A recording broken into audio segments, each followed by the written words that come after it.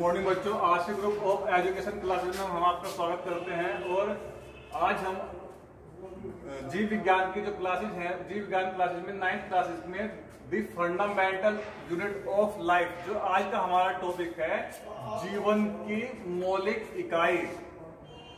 Topic हमारा first है। हमारा क्वेश्चन है, जीवन की आधारभूत इकाई क्या है? यह जीवन जो हमारा जीव की जो लाइफ शुरू होती है, जीव का जो आधार है वह क्या है? जीवन की आधारभूत इकाई क्या है? जीवन की आधारभूत इकाई कोशिका है। हम जानते हैं कि प्रत्येक जीव, चाहे वह बहुकोश का जीव है चाहे वह एक कोश का जीव है, प्रत्येक जीव के शरीर का निर्माण एक कोशिका या बहुकोशिका यानी यूनिसेलुलर या मल्टीसेलुलर से हुआ है।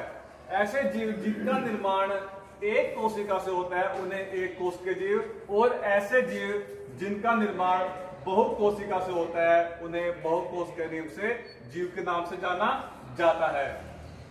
कोशिका, कोशिका को हम कैसे डिफाइन कर सकते हैं? कोशिका को कैसे डिफाइन कर सकते हैं हम?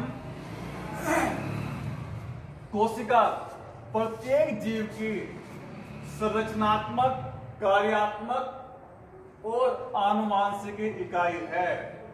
इसीलिए कोशिका को जीवन की आधारभूत इकाई कहा जाता है।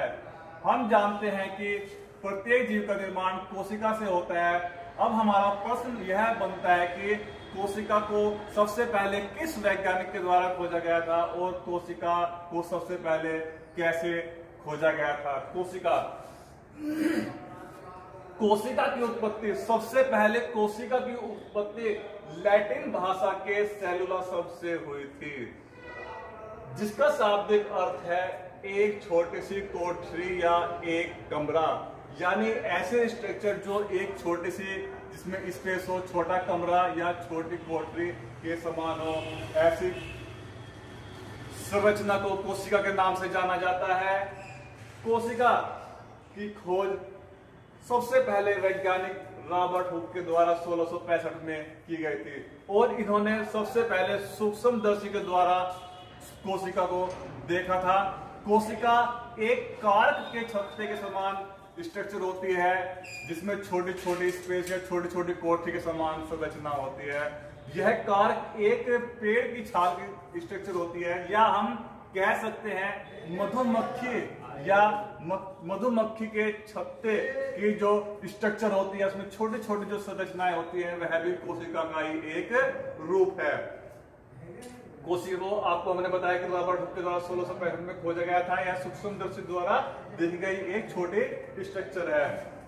और कोशिका का सिद्धांत सबसे पहले वैज्ञानिक स्लीडन वेस्वान के द्वारा दिया गया था।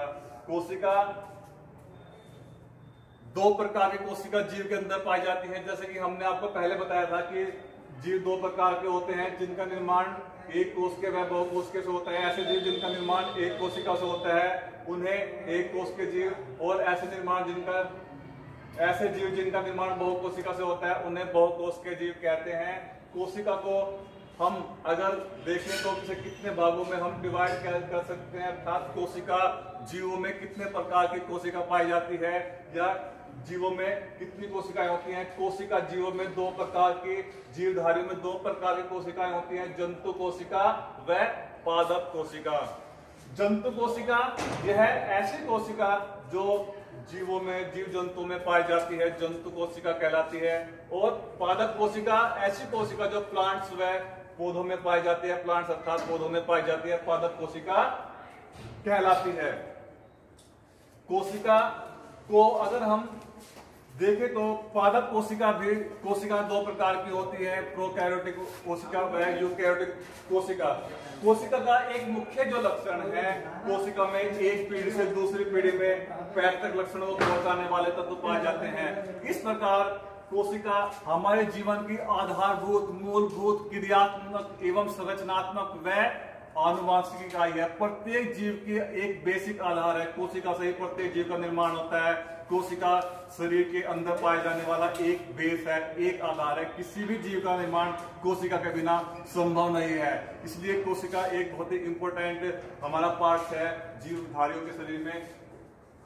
कोशिका का जो टाइप्स है कि कोशिका कितने प्रकार की, प्रोकैरियोटिक, यूकैरियोटिक, दो प्रकार की कोशिकाएं पाई जाती हैं, कि एक कोश के जीव में कौन सी कोशिका होती है या बहु कोश के जीव में कौन सी कोशिका होती है, वह हम अपने नेक्स्ट क्लासेस में इसके बारे में बताएंगे।